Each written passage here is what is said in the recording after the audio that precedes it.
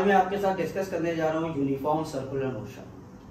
Now how you can define the uniform circular motion? The definition says when a particle moves along a circular path with constant speed, the motion is called as a uniform circular motion.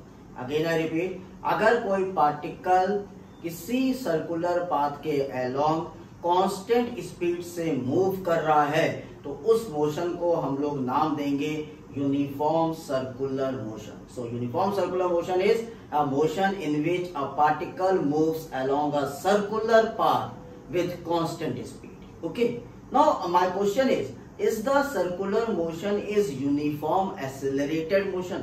क्या जो uniform circular motion है वो uniform accelerated motion है? Our answer is yes. तो देखते हैं बच्चों question क्या कह रहा है. Justify that a uniform circular motion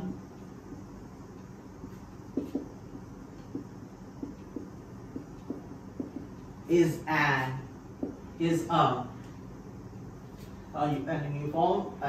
an uniform accelerated motion.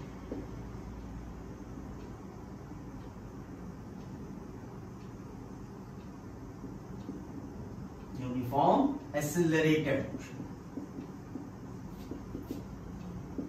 तो स्टूडेंट्स इसमें आपका आंसर होगा yes.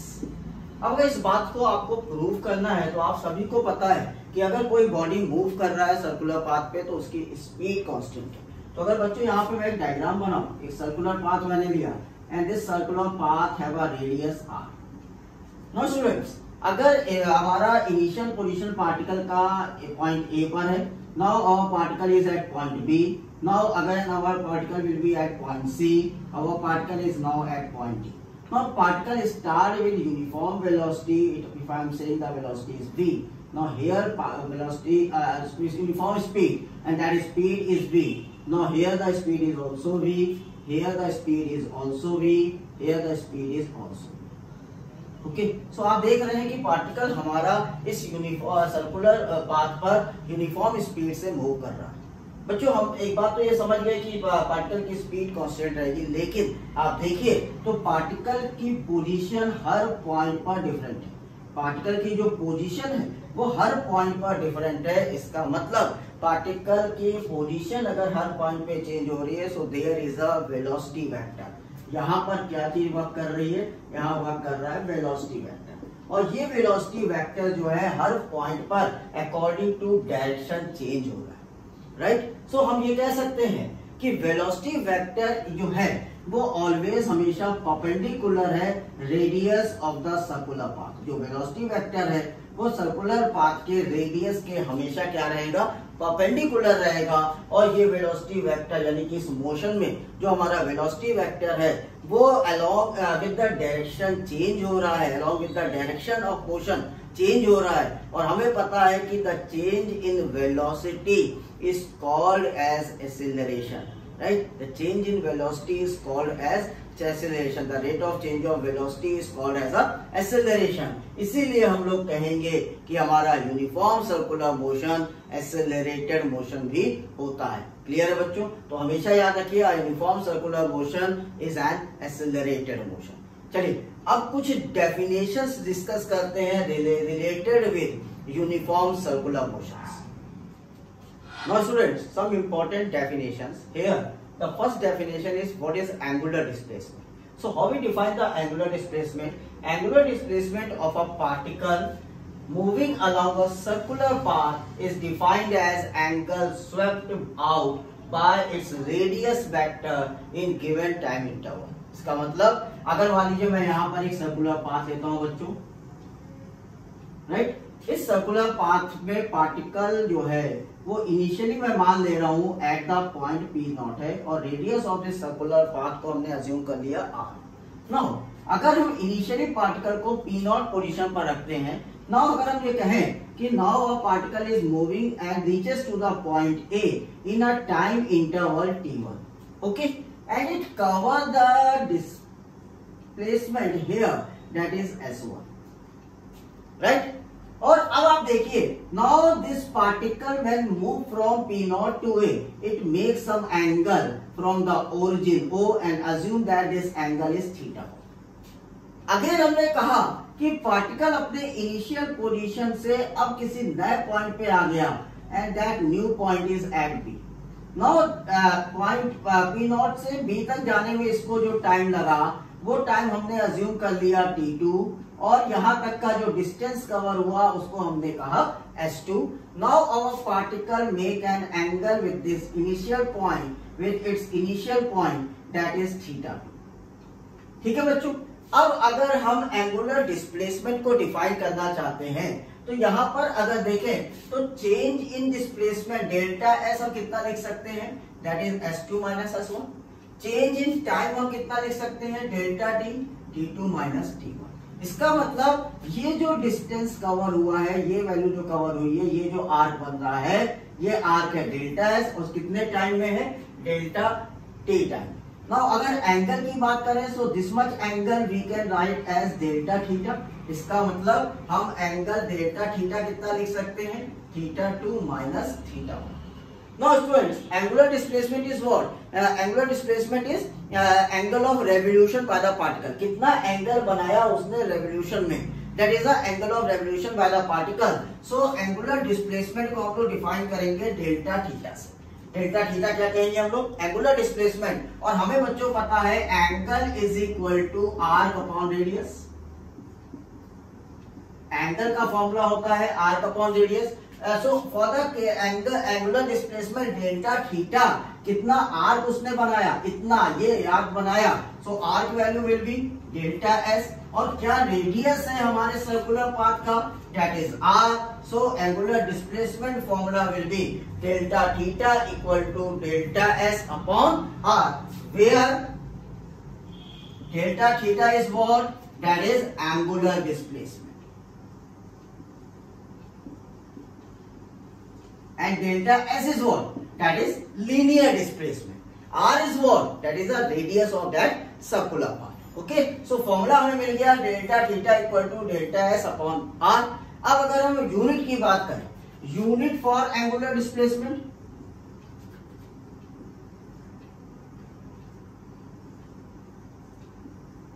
so we can write the unit for angular displacement is radian, because angle is measured in radian, so unit for the angular displacement always is radian। और हम बच्चों अगर dimension देखें तो delta S that is a linear displacement, dimension is length L, R is the radius, again dimension is length, so length and length cancel out, so we say the angular displacement is dimensionless, angular displacement is dimensionless,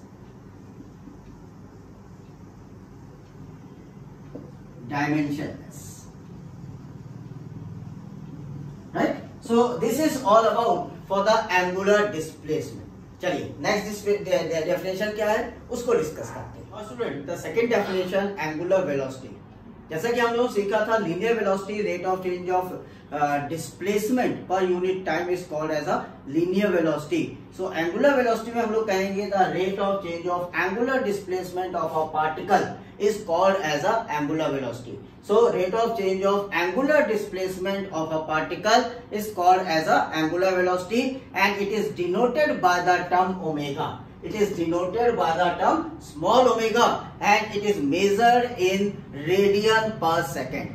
The unit we use for the angular velocity is radian per second, and its dimension is t inverse or t raised to the power minus 1. So what is the formula used for the angular velocity? The formula is delta omega equal to delta theta upon delta t, and that is called as average angular velocity. And if we take the limit approaches, time approaches to 0 of the average angular velocity, now we get the instantaneous angular velocity, and its formula is d theta upon dt, that means the first derivative of angular displacement. The first derivative of angular displacement with respect to time, that is called as omega or an instantaneous angular velocity. So this is all about angular velocity. Now third definition is time period. What is the time period? Time taken by a particle to complete one revolution in a circular path is called its time of revolution or time period. So time taken by a particle to complete one revolution along its circular path is called its time of revolution or time period. So एक चक्कर पूरा करने में उस particle ने कितना समय लगाया वो हमारा कहलाएगा टाइम पीरियड, एक चक्कर कंप्लीट करने में, ठीक है। और इसको हम लोग डिनोट करेंगे बच्चों कैपिटल टी से और इसको मेजर करेंगे हमेशा सेकंड्स में, right. So unit time period की हमेशा किस में लेंगे, सेकंड में लेंगे, और टाइम पीरियड को हमेशा डिनोट किससे करेंगे बच्चों, हम लोग कैपिटल टी से करेंगे, ठीक है। So this is about the angular velocity and time period. Now I am going to discuss frequency. Now students, next is frequency and angular acceleration. How we define the frequency? It is defined as number of revolution per unit time. एक second में आपके particle ने कितने circular path complete किए हैं, that is called its frequency. So it is defined as number of revolution completed by a particle in unit time. एक second में कितने चक्कर घूम गया आपका पार्टिकल, वो कहलाएगी उसकी frequency, right. And we denote the frequency either by the small f और by the nu term that is nu. इसको क्या बोलेंगे हम लोग, न्यू। एंड देखिए मैंने आगे दिया है new, new, okay। So we denote the frequency by the term nu, and the relation of frequency and time period will be time period equal to 1 upon frequency, or frequency is equal to 1 upon time period. So we define the frequency by another definition. The frequency is a reciprocal of time period. Frequency is the reciprocal of time period, okay। And the frequency is measured always in the unit as hertz, right? H capital, Z small, Hz. Okay, so what is the frequency? The number of revolution completed by a particle in a unit time, that is called its frequency. Now, what about the angular acceleration? The rate of change of angular velocity of a particle is called as angular acceleration. The rate of change of angular velocity of a particle is called as angular acceleration, and it is denoted by the term alpha. It is denoted by the term alpha and measured in radian per second square, and its dimension is always t की power -2 or t raised to the power -2, okay। Now the average angular acceleration is denoted by delta omega by delta t, and if we take the limit by approaching delta t equal to 0, now the average of this angular acceleration is equal to d omega upon dt, or first derivative of angular velocity. The first derivative of angular velocity is called as a angular acceleration, okay। So the first derivative of angular velocity is called as angular acceleration, and it is named as instantaneous angular acceleration. So this is all about the important definitions related with the circular motion. Now I am going to take some relationship, okay। So कुछ relationships है, हम उनको भी solve करते हैं आपके साथ। चलिए एक एक करके सारे relations को maintain करना start करें। Now students, I am going to discuss the first relationship, the relation between angular velocity, frequency and time period। So students, अगर हम angular velocity means omega, frequency nu और f और time period t में relationship बनाना चाहते हैं, तो मैंने कहा कि अगर एक मेरा पार्टिकल सर्कुलर मोशन में मूव कर रहा है और वो स्पीड पॉइंट से स्टार्ट करता है अपना motion, now it complete it's motion in a time T. क्या मैंने कहा कि हमारा पार्टिकल टाइम टी में, कैपिटल टाइम टी पर अपने रेवोल्यूशन, वन रेवोल्यूशन को कंप्लीट करता है। तो अगर पार्टिकल ने कैपिटल टाइम टी पर एक रेवोल्यूशन कंप्लीट किया है, so it make an angle of 2 pi. Angle उसने कितना कंप्लीट किया, उसने 2 pi. So here if a particle complete its revolution, complete its one revolution in time t, capital T, that is time period. एक revolution complete हो गया, इसका मतलब time T, capital T time period में उसने एक रेवोल्यूशन कंप्लीट किया। Now in that time it make an angle of 2 pi. In time T make an angle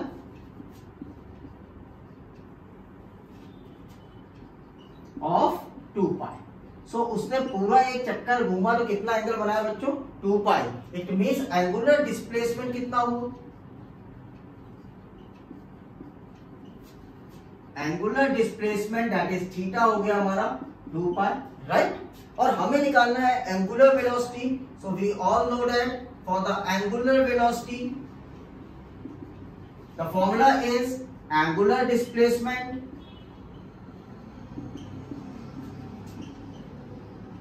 upon time.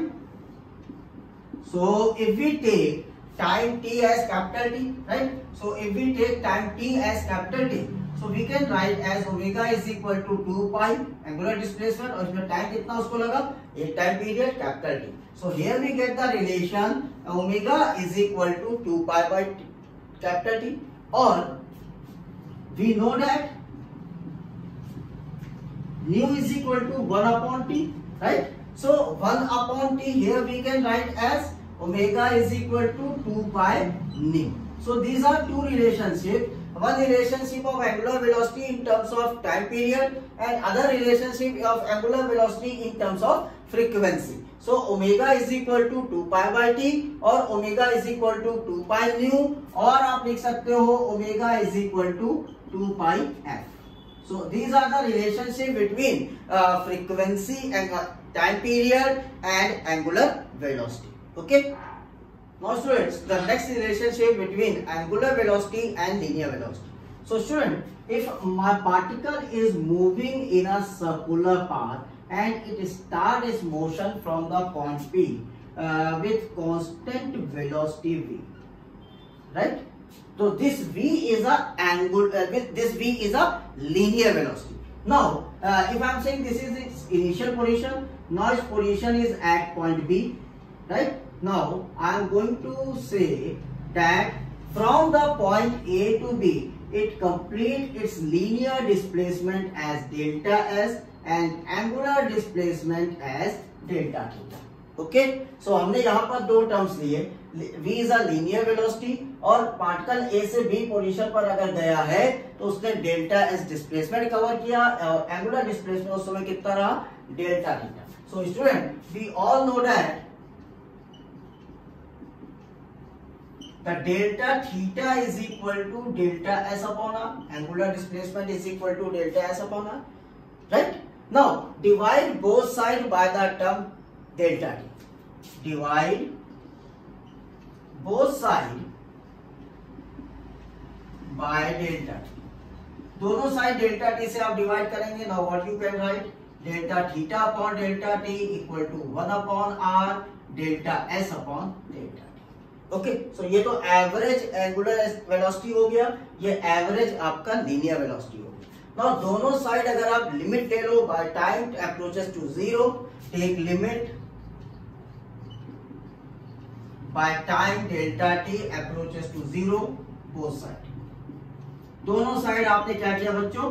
Limit ले लिया. Now you can write your equation as limit delta T approaches to zero delta theta upon delta T equal to 1 upon r limit delta t approaches to 0 delta s upon delta. Now what we can write? This is a instantaneous angular velocity, so we can write d theta upon dt is equal to 1 upon r. This is instantaneous linear velocity, so we can write ds upon dt. Now d theta upon dt is omega and ds upon dt is linear velocity v upon r. So formula will be omega equal to v by r, or we can write as v is equal to omega. The linear velocity is equal to angular velocity multiplied by radius. So here linear velocity is equal to angular velocity multiplied by radius. So ये हमारा magnitude formula बन गया बच्चों, the v is equal to omega into 1. लेकिन अगर हम vector form की बात करें, सो वेक्टर फॉर्म अगर इस फॉर्मूले का आप देखना चाहोगे, सो हमें पता है कि वेलोसिटी लीनियर वेलोसिटी भी वेक्टर है, ओमेगा भी हमारा एंगुलर वेलोसिटी वेक्टर है और r is the radius vector. So in the vector form we write v vector is equal to omega vector by the cross product of radius vector. v is equal to omega cross r. So this is a vector form for the relationship between linear velocity and angular velocity. Okay, the next relationship between angular acceleration and linear acceleration. इसके पहले अभी बच्चों हम लोगों ने formula derive किया v is equal to omega r. So we know that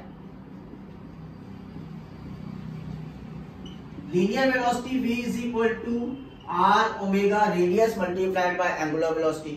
अगर बच्चों हम दोनों साइड डिफरेंशिएट कर दे इस इक्वेशन को, differentiate the equation,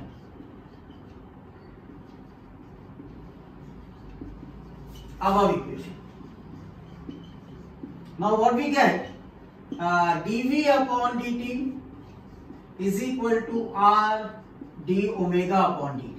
What is the dv upon dt? Rate of change of linear velocity is nothing but linear acceleration. Rate of change of angular velocity is angular acceleration. So here we get the relation a is equal to r alpha, or we can write linear acceleration is equal to radius multiplied by angular acceleration. So this is a magnitude formula. A is equal to r alpha. So यहाँ पे हमें ये अपना relationship मिल गया. अगर हम बच्चों vector form लिखना चाहते हैं for this formula, so we can write vector form as linear acceleration, this is also vector, is equal to r और अल्फा, इनका ऐसा प्रोडक्ट आपको करना है कि रिजल्ट वेक्टर आए. तो हमेशा हमें पता है कि दो वेक्टर्स का प्रोडक्ट अगर हम वेक्टर फॉर्म में लेंगे यानी क्रॉस प्रोडक्ट लेंगे तो हमेशा आंसर वेक्टर फॉर्म में आएगा. तो यहाँ पे क्रॉस प्रोडक्ट हो गया alpha cross r, right. So our vector form is vector A is equal to vector alpha multiplied by vector r. So this is about the relation between linear acceleration and angular acceleration. Now students, the next topic is centripetal acceleration.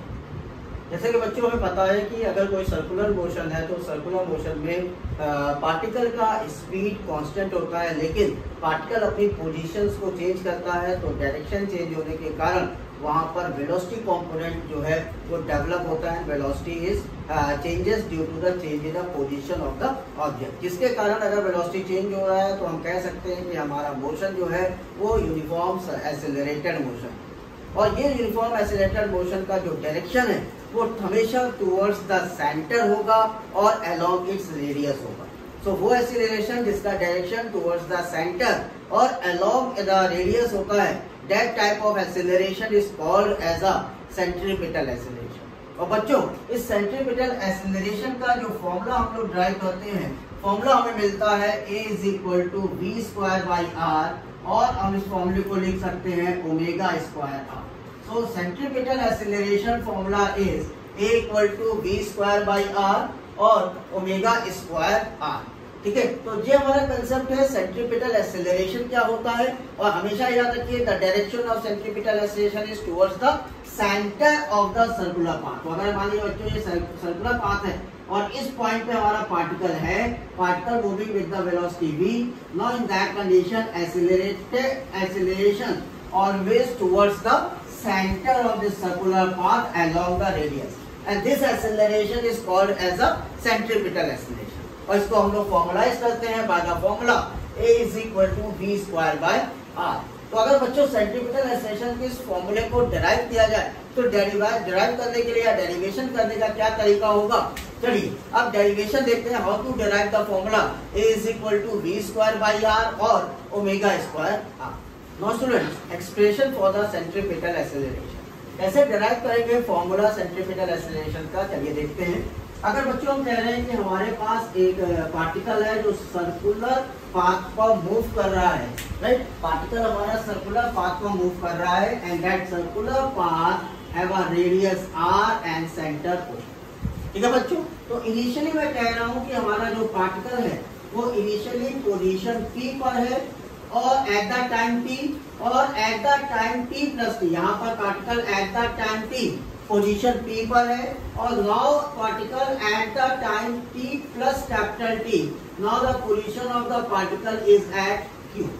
तो at the time t plus capital T particle की position हमने कितना मान लिया है, q मान लिया। ठीक है बच्चों, और हम ये कह रहे हैं कि our particle is moving with the uniform speed v, हमारा पार्टिकल जो है वो मूव कर रहा है यूनिफॉर्म स्पीड v से। ओके, नाउ अगर हम वेलोसिटी वेक्टर को देखें तो हम मान रहे हैं कि eight the point p the velocity vector is v1 and eight the point q the velocity vector is v2।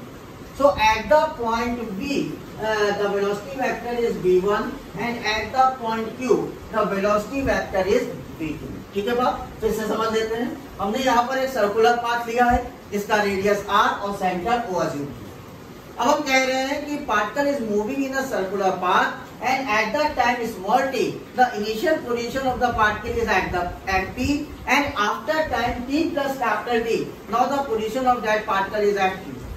Now particle is moving with the uniform speed, that is v, and the position vector of the and the velocity vector at the point p and q are v1 and v2। Okay, अब कैसे derivation करेंगे उसका तरीका देखिए। तो अगर हम change in velocity find out करना चाहते हैं तो डिटरमाइन चेंज इन वेलोसिटी। तो स्टूडेंट्स अगर हमको चेंज इन वेलोसिटी डिटरमाइन करना है तो मैं यहाँ पर एक एक्सटर्नल पॉइंट लेता हूँ ए। ठीक है बच्चों, एक एक्सटर्नल पॉइंट एरिया जिस पर कि हम एक लाइन खींचते हैं A B which is equal and parallel to v1। हमने एक लाइन खींचा ए बी जो इक्वल है और पैरेलल है v1 के। हमने अब ए पॉइंट से एक लाइन खींचा बी ए सी जो कि इक्वल और पैरेलल है v2 के। क्या किया है, हम लोग को डिटरमाइन करना है चेंज इन वेलोसिटी, उसके लिए मैंने एक एक्सटर्नल पॉइंट लिया a। ओके, अब इस एक्सटर्नल पॉइंट a से एक लाइन खींचा ए बी जो कि वेलोसिटी वेक्टर v1 के इक्वल और पैरेलल है, और एक लाइन खींचा ए सी जो वेलोसिटी वेक्टर v2 के इक्वल और पैरेलल है। नाउ हम इन दोनों लाइन को ज्वाइन कर दे रहे हैं with the line BC। Okay, now अब यहाँ पर देखिए अब एक ट्रायंगल बन गया।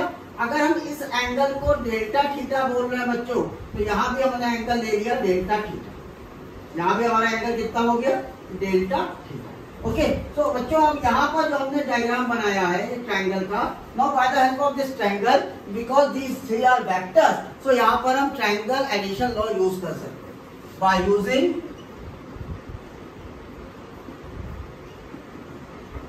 Triangle vector addition.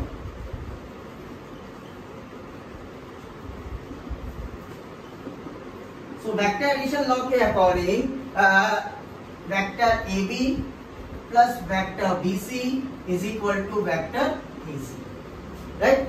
Okay, now what you want the value of vector BC? Vector BC की वैल्यू हम लोग लिख सकते हैं vector AC minus vector AB। Vector AC है हमारा वेलोसिटी वेक्टर v2 और वेक्टर AB है velocity vector v1। So this is the change in vector, that is delta। So हम लोगों ने change in velocity find out कर लिया, that is v2 minus v1। अब एक पॉइंट और बच्चों, अगर हमारा टाइम डेल्टा t बहुत स्मॉल है तो अगर मैं इस p और q के बीच में एक लाइन खींच दूं, एक कॉर्ड खींच देता हूँ, कॉर्ड pq, तो अगर हमारा टाइम डेल्टा t बहुत स्मॉल है तो ये आर्क pq और कॉर्ड pq दोनों इक्वल होंगे। तो यहाँ पर हम एक और ट्रायंगल अज्यूम कर सकते हैं, दैट ट्रायंगल इज OPQ। सो क्या कंसेप्ट है, if delta t is very small, then chord PQ and arc PQ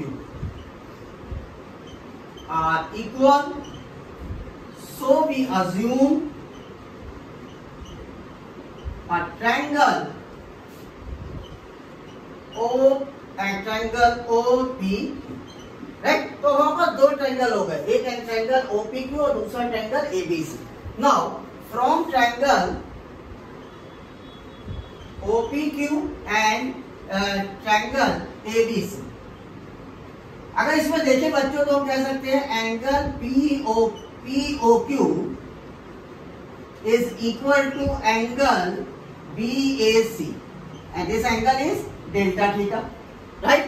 दूसरी बात, अगर हम OP अपॉन PQ देखें, OP upon OQ, sorry PQ नहीं, OP अपॉन OQ, तो इसकी वैल्यू क्या होगी? OP is the radius and OQ is the radius, so this is 1 और यही 1 बराबर होगा इस ट्रायंगल के हिसाब से अगर चले तो AB अपॉन AC। क्यों इसको इक्वल किया?